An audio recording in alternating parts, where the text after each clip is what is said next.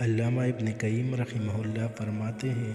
کہ احادیث و آثار سے یہ ثابت ہے کہ قبر پر آنے والوں کو مردے جان لیتے ہیں اور ان کے آنے سے مردوں کو انس یعنی خوشی محسوس ہوتی ہے، اور یہ بات شہداء کے ساتھ خاص نہیں، نہ اس میں کچھ مدت مقرر ہے کہ مرنے کے اتنے زمانہ تک ایسا معاملہ ہوتا ہو اور اس کے بعد نہ ہوتا ہو۔ علامہ جلال الدین سیوطی رحمہ اللہ علیہ نے شرح صدور فی احوال الموتى والقبور میں، اور علامہ ابن تیمیہ رحمہ اللہ علیہ کے شاگرد علامہ ابن القیم رحمۃ اللہ تعالی علیہ نے کتاب الروح میں بہت تفصیلی مدلل کلام فرمایا ہے۔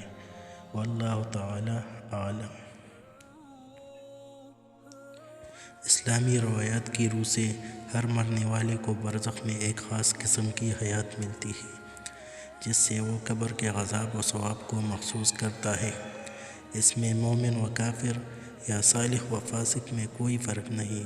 لیکن اس حیات برزخی کے مختلف درجات ہیں۔ ایک درجہ تو سب کو عام و خاص شامل ہے، کچھ درجے انبیاء و صلحاء کے لیے مخصوص ہے، ان میں بھی باہمی تفاضل ہے۔ انبیاء کی حیات سب سے قوی ہے، اس کے بعد شہداء کی حیات ہے، اور یہ شہداء عام ہے،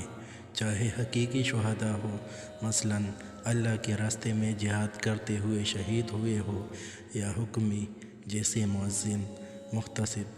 طالب علم، مبتون وغیرہ وغیرہ۔ انہی شہداء میں بعد اولیاء بھی شامل ہے، چنانچہ حضرت تھانوی رحمہ اللہ علیہ نے